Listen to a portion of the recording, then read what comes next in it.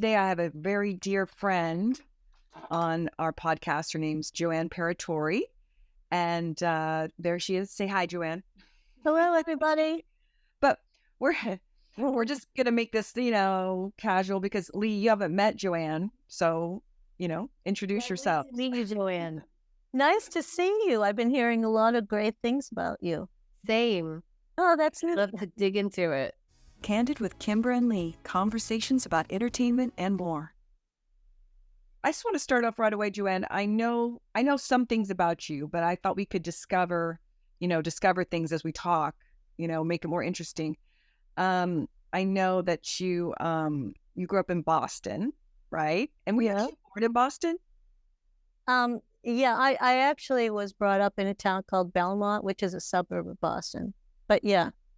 Got it. Mm-hmm. And I knew you grew up with everyone in your family at least your brothers are into music, right? Yeah, I have 4 siblings and we're all musicians. The duo pianists and my 2 sisters are pianists. And when I was a kid, I don't know if you wanted to get into this, but yeah, I always wondered what it would be like to live in a household of musicians. A little crazy here. It was crazy.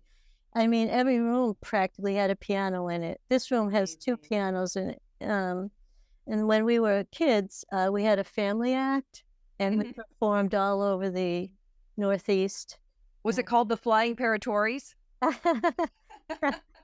No, just the Paratore family. And we were busy. We were playing all over the place. We had arrangements of whatever were the pop songs during that day, and it was basically my brother on piano, another brother on drums, and my sister and I did dueling harmonies. We had yeah, and we did it was a lot of fun. Is Marie the one that was that you did the harmonies with? Yeah, Marie. Yeah, we still sing together. Amazing. Sure, all great. Like sometimes I hear my mom and my sister singing while I'm here in the studio trying to work. I love that. That's awesome.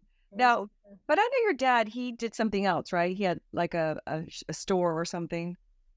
My father operated a factory that manufactured men's slippers with his 4 brothers. But on the side, he was a local musical contractor. And he hired his kids. Missed a lot of school. Right. Oh, you did? I missed a lot of school, because I was gigging late at, during the week, on the weekends, or maybe even during the week. During the week, sometimes I was doing jingles. I was a jingle singer as a child. That's awesome. Yeah. So that was like to do the jingles. That was a lot of fun. That's where I learned how to record. I was just a little kid. I think I was 7 when I started recording jingles with my sister Marie, and we did a lot of commercials for the area. Some of them were national, but they taught me how to overdub. I was only 7 or something. Amazing. Yeah. How many kids are there in your family? There's 5 of us. There's 5. I'm the youngest. I'm the youngest in my family too. I'm the baby. Oh, really? Yeah. And it's great because they always think you're still a kid. Yeah. Right. Well, that's like my family. When we go for the family dinners, there's the there's the adult table, and then I still sit at the kid table because once a kid, you'll always be a kid. More fun playing around with kids sometimes too. You don't want to do all that boring adult talk. Right. Now, you told me once that your dad was real strict about practicing the piano, right? Didn't you? Or was it your mom, or both of you got both of them? It was more my dad. I mean, I think my dad's dream was to be a full-time musician, and so he instilled that in all 5 of us. And he was very strict with us in that, he just wanted us to be practicing and performing all the time, and didn't really encourage us to have a social life as children. Sure. Yeah. And in a way that it worked out for you, right? Definitely. I'm so glad he was hard on us that way. Yeah. I know. It's so true. It's always that fine line. You're like, my mom or dad was so strict about forcing you to do whatever instrument, but when you get older, you're like, oh Gosh, I'm so thankful that they were so. Yeah. My parents wanted me to do music. They just let me do it but they wanted me to be like a doctor or a lawyer. But I'm Right. curious, earlier you said some of the commercials you did national. Or do you want to list or name a couple or one that Let me see. you think we might know or that you enjoy doing? Yeah, any product that was memorable. Crazy foam. Crazy foam. What's that for your bed? It was a foam that you could bring into your bathtub and spray on the walls. Oh, you know what? I remember that product actually. Yeah. I remember a lot of stuff my mom would just not buy for her. I love that crazy foam. Yeah, crazy foam. And then locally we did a lot of like commercials for I guess it would be like what Macy's is. It was a store in the Like a department store. Yeah, department store. And we did the Easter commercials. And I'm sorry. Did y'all have an agent as a kid, or is it connection? You see your dad though, right? Yeah, we didn't really need one. Well, yes, actually, we did have a person that booked us. Yeah, we had a local agent, and he kept us really, really busy. It was weird because we'd go to these gigs, and some of the acts were like they were always adults, and we were just young kids. Oh, so it was interesting, and yeah, we became very popular. Wow, I love amazing. It was fun. So, Joanne, what made you, because I don't think I ever really asked you this, what made you decide to want to come to LA? What was the draw of coming to LA? Mm-hmm. Well, growing up in learning how to record in the studio as a child, I just loved recording, just loved it. And I wanted to do more of it. And I decided I wanted to make records.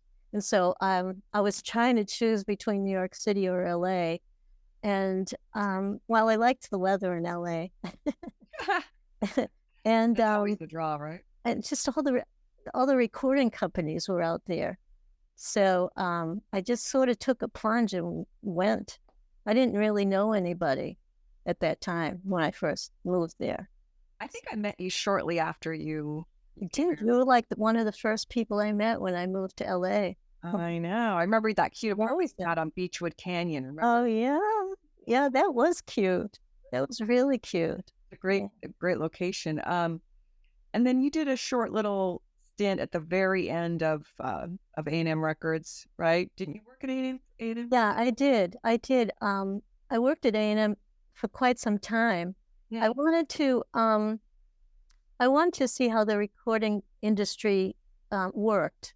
I was very curious about that. So I was lucky enough to get all kinds of assignments with A&M Records. And I did a lot of projects there with them in different departments. And that sort of led me to meeting Lalo Schifrin. That's right. I was going to ask you about that. Yeah. Because when I was at A&M, I was hired by a gentleman there to produce classical records. So I went and did that. That was for Four Winds. And I actually hired my brothers to do quite a few of those albums. My brothers are duo pianists. Perfect. That's so who don't know, can y'all just give a little synopsis on Lalo Schifrin? Yeah, Lalo Schifrin composed the famous Mission Impossible theme. So while I was working with him, I had been, what happened was we were going to have a record release party of one of his releases.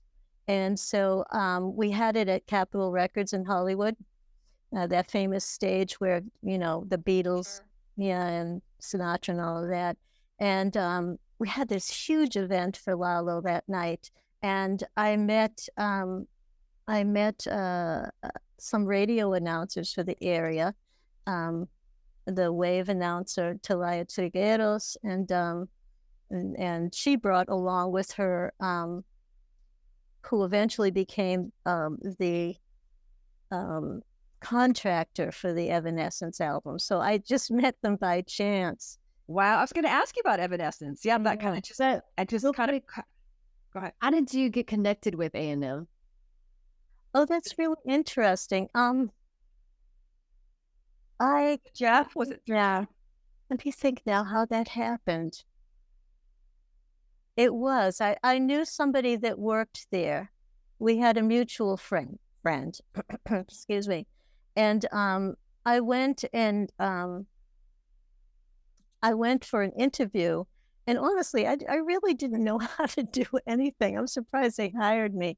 But they did They're hire just so me. cute. They couldn't resist.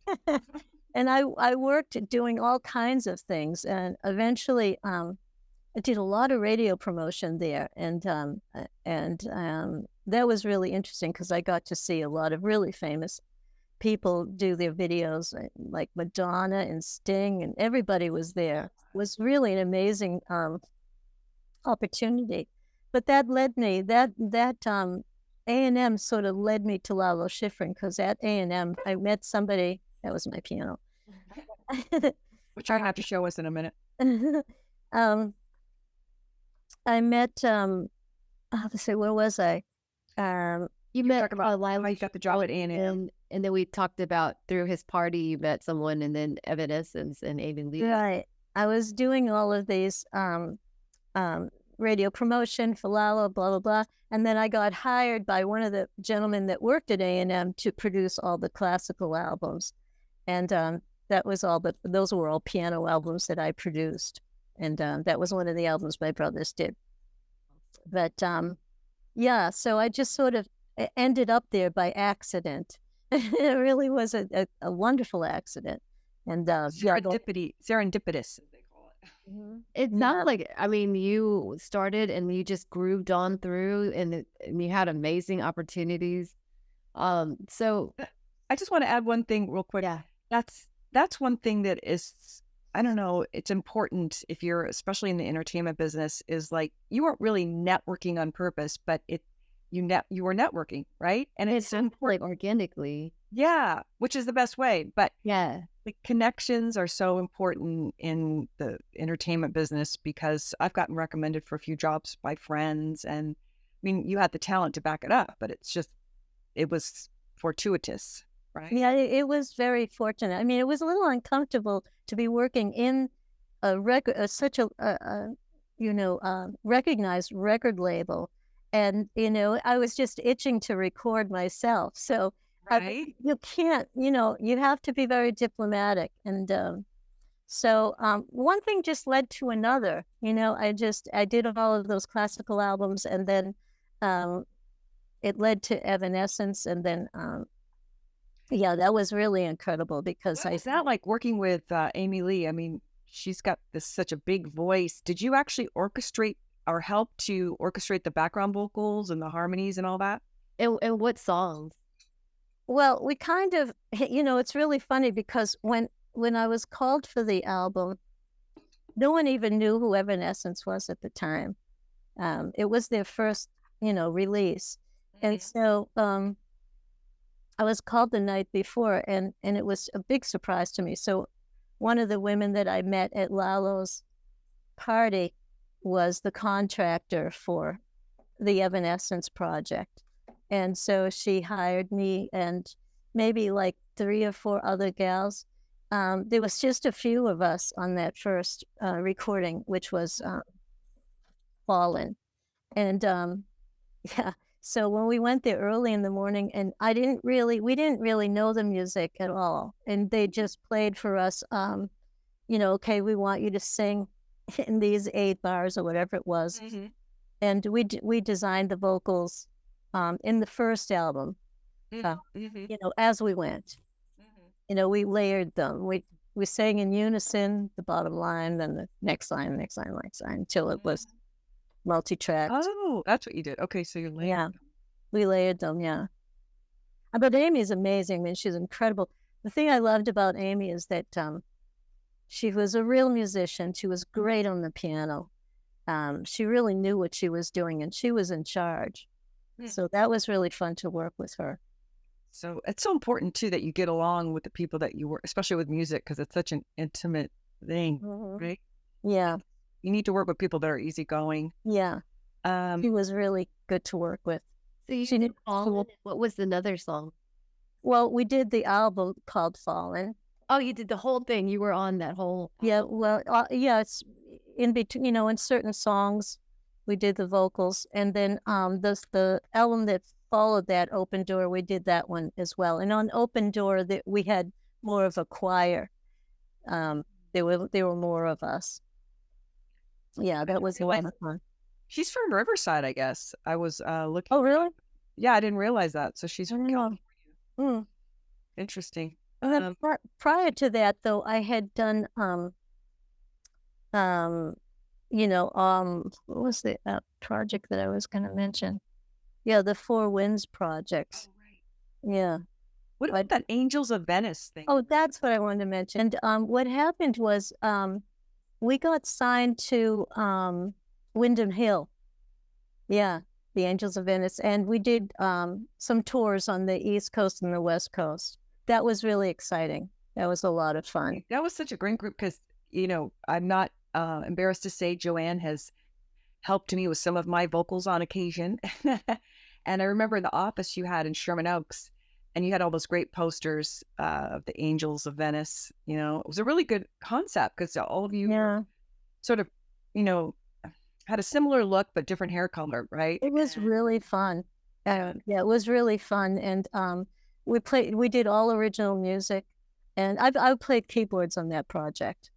Mm-hmm. That wasn't a vocal project. Oh, I didn't know that. I thought you sang too. No, that was all instrumental.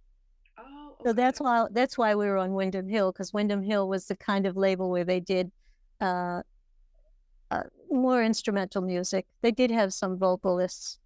Got it. That was a lot of fun. So we did a few albums. Mm-hmm. Yeah, that was a lot of fun. I enjoyed doing that project, especially the touring. The touring was fun. So you're a producer, you play the keys, you can arrange, and you sing. You write music. Yeah, I'm actually a singer-songwriter. Yeah. Is there anything else to add to that long list? Well, she's a great teacher too. Oh, and a great teacher. Yeah, I do a lot of instructing. I produce other people. Yeah. A lot of it I've lately been doing on Zoom. Yeah. Yeah. Convenient. Yeah, it's really convenient. But yeah. I remember I called you a couple months ago and I said, you got to listen to this podcast, Once Upon a Time at Bennington College. And the main protagonist of the story, he's a famous author, actually. He wrote, I think, Less Than Zero. Anyway, he went to the Buckley School, and it's this whole saga about Buckley. It starts off at the Buckley School, so it made me think of you because you taught there at the Buckley School for a while. I did. I taught there for quite some time. I loved teaching there. Celebrities kids, right? Yeah, I had the celebrities kids. Yeah, it was really fun, and I got to work with a lot of very talented young people, and they ranged from like kindergarten to 12th grade. And these are children that they want to be musicians or actors. Right. I mean, they're serious about it right from the get-go. And so I had the opportunity to take some of the students that wanted to sing. I taught them how to play the piano as well, because I just feel like it's really essential for singers to understand the piano and use the piano for songwriting. And, and to be able to read too, read music. So some of my students actually, developed their songwriting, and they came in as wanting to be vocalists, but I helped transition them into being songwriters as well, because once I got them into the piano, then I was able to help them learn how to songwrite. I spent a lot of time doing that with them. And I can attest that Joanne is a very good teacher because she's very patient. That's one thing. You were my teacher back then. I don't know. What's funny is I was the worst student in the world. Really? I didn't want to practice the piano. I really hated practicing. Most people do. I just hated it. But now I'm so fascinated. Over the years, I just became so fascinated with the piano and, how you can structure. It's like an orchestra. Yes. True. True. And you have that beautiful piano at your home, which I've been, privy to seeing your home in Los Angeles. And we were there together. Yeah. Mhm. When she travels a lot back and forth between East and West Coast, so I've gone in and watered a plant or two. Right. It's true. Yeah. He has done that for me. Yeah. But that's not your that's you're somewhere else though right now. Yeah, I'm in where are you Boston. now? I'm in Boston right now. Well, actually, Boston. Belmont. Is it Belmont. for a show or something, or? No, actually, I'm in my mom's home right now, with my sister. Yeah. I mean, y'all look just so accomplished. Your whole family in music, and it's just I'm enamored. Actually, That's really sweet. Yeah, no, this is actually the studio that we practice in as kids. love it. Yeah. Yeah. And now you've got like nephews that are in it, Yeah. musicians too. Right. Yeah. Yeah. I have 5 nieces and nephews. They're all musicians. In fact, I think one of them is on my website. There's a link to his site. That's Raphael Paratore. We're gonna post your website underneath. Oh, that's great. In Thank the you. show notes. Yeah. Okay, Oh, that's so cool. Thank you. but you wanted say it real quick, Joanne. Yeah. What is your website? It's JoanneParatore.com. Okay, great. Sometimes it comes up as artistpromotions.us. It's the same website. Okay, perfect. Yeah. And on that put it On that up. website, there's all the information about my background and my albums. Everything's on there. There's also some snippets of songs, so you can listen to pieces of songs that I've written. Yeah. I want to know about your new music. I know you were working on this collection, I don't know, a few years ago, and I heard some things. Is that the last? Private Party. Yeah. What's it called? It's called Private Party. Oh, that's what the whole album is called, Private Party. Yeah. Uh-huh. Ah, And that's adult contemporary music. It has some of it has a slight, no, there's all different songs in there. Some of them are poppy, some of them are more orchestral. Another Right. one is kind of soulful. Yeah, they're all different. I know. That was a fun project. I love doing that project. I know. And you took some time with that. See, I remember. Yeah, Worked on it in one studio, then you went to another studio, right? true. Yeah, I did. Yeah.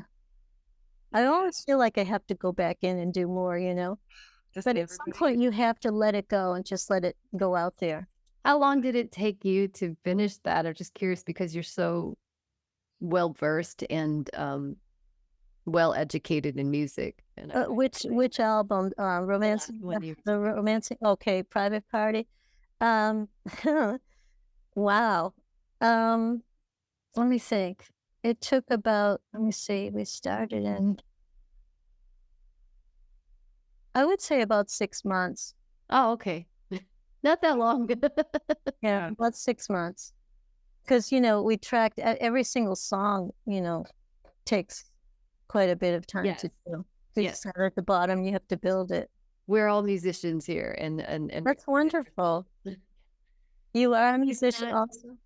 I'm not as I don't know theory like you do, so it slows me down. So that's when you were saying teaching young kids what the strategy that you have is priceless, and I don't have that skill. And